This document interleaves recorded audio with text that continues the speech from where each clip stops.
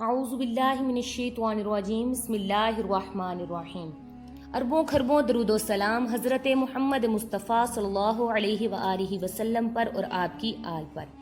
The knowledge factory کے ساتھیوں، السلام علیکم ورحمۃ اللہ وبرکاتہ۔ تیسری جنگ عظیم کا اسٹیج تقریباً تیار ہو چکا ہے، آج ہم اس پہ بات کریں گے، لیکن ویڈیو شروع ہونے سے پہلے آپ نئے آنے والے معزز ساتھیوں سے گزارش ہے کہ ہمارا چینل سبسکرائب کریں تاکہ آنے والی ہر نئی علمی اور دلچسپ ویڈیو آپ تک بآسانی پہنچ سکے۔ ناظرین کرام، اس وقت دنیا تقریباً 2 گروپس میں تقسیم ہو چکی ہے۔ گروپ نمبر 1 چائنا، روس، پاکستان اور ان کے اتحادی۔ گروپ نمبر 2 امریکہ، اسرائیل اور ان کے اتحادی۔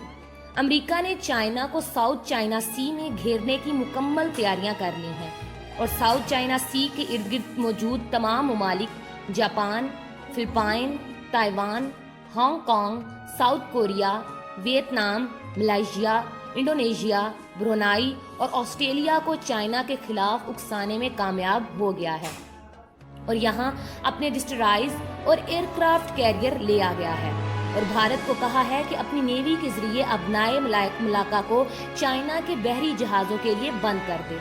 یاد رہے، ابنائے ملاقہ کے ذریعے چائنا کی زیادہ تر تجارت ہوتی ہے اور چائنا کا 80% تیل اسی راستے سے گزرتا ہے۔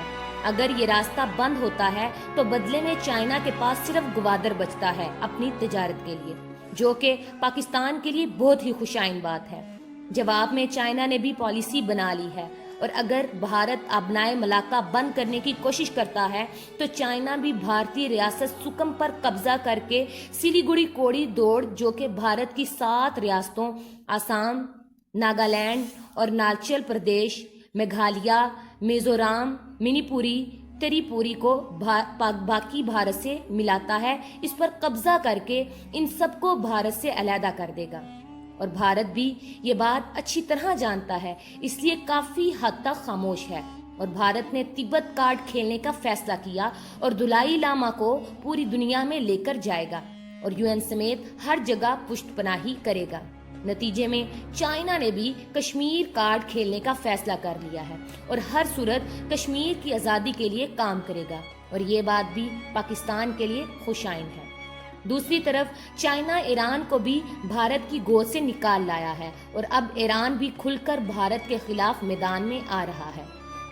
ناظرین کرام، اب صرف عرب ممالک کا فیصلہ باقی ہے، اور چائنا نے سعودی عرب اور باقی ممالک کو تیل کی تجارت ڈالر میں کرنے کی بجائے اپنی اپنی کرنسیوں میں کرنے کی آفر کی ہے۔ یہ امریکی ڈالر کو بدترین دھچکا ہوگا۔ امریکہ کا بھی عرب ممالک پر بھرپور دباؤ ہے۔ اگر سعودی عرب چائنا کے بلاک میں آنے کی بجائے امریکہ دباؤ پر گھٹنے ٹیک دیتا ہے تو چائنا سعودی عرب کی بجائے ایران اور روس سے تیل خریدنا شروع کر دے گا۔ چائنا صرف سعودی عرب سے 40 ارب ڈالر کا تیل خریدتا ہے اور ایران پہلے ہی چائنا کو آدھی قیمت پر تیل دینے کی آفر کر چکا ہے۔ عرب ممالک پر بہت کڑا وقت ہے، لیکن امریکہ اپنے دشمنوں سے زیادہ اپنے دوستوں کو ڈستا ہے اور چائنا اپنے دوستوں کو ساتھ لے کر چلتا ہے۔ باقی فیصلہ محمد بن سلمان کی ثوابدید ہے۔ اسرائیل کی کوشش ہے کہ خود جنگ میں نہ کودے اور امریکہ، بھارت اور ان کے اتحادیوں کے ذریعے چائنا کو شکست دے۔ بالکل وہی پالیسی جو پہلی جنگ عظیم میں امریکہ کی تھی، جب روس، برطانیہ اور فرانس بمقابلہ جرمنی، آسٹریا ہنگری اور سلطنت عثمانیہ تھے، اور امریکہ کے پہلے 3 سال تک دونوں کو اسلحہ اور خوراک فروخت کرنا، اور آخری سال میں روس انقلاب کے بعد جنگ سے باہر ہونا، اور دونوں فریقین بہت جب کمزور ہو چکے تھے تو اعلان جنگ کرنا اور اس طرح ان کا جنگ جیت جانا۔ اب اسرائیل کی بھی وہی پالیسی ہے۔ جب امریکہ، بھارت، چائنا، روس اور پاکستان آپس میں لڑ کر بے حد کمزور ہو چکے ہوں گے تو اس وقت جنگ میں شامل ہوگا اور بغیر زیادہ محنت کیے جنگ جیت کر سپر پاور کی سیٹ پر بیٹھ جائے گا۔ امریکہ بھی یہ بات اچھی طرح جانتا ہے، اس لیے وہ خود جنگ میں نہیں کودنا چاہتا، بلکہ بھارت اور دوسرے ممالک کا کندھا استعمال کر کے جنگ جیتنا چاہتا ہے، لیکن اسرائیل یہ ہونے نہیں دے گا۔ یہودیوں کی خفیہ تنظیمیں پہلے ہی رپورٹ دے چکی ہیں اور کہہ چکی ہیں کہ چائنا امریکہ کو شکست دے گا اور اسرائیل چائنا کو شکست دے کر دنیا کا تاج اپنے سر سجائے گا۔ ان صورتوں میں وطن عزیز کے لیے بھی بہت سخت امتحانات ہیں۔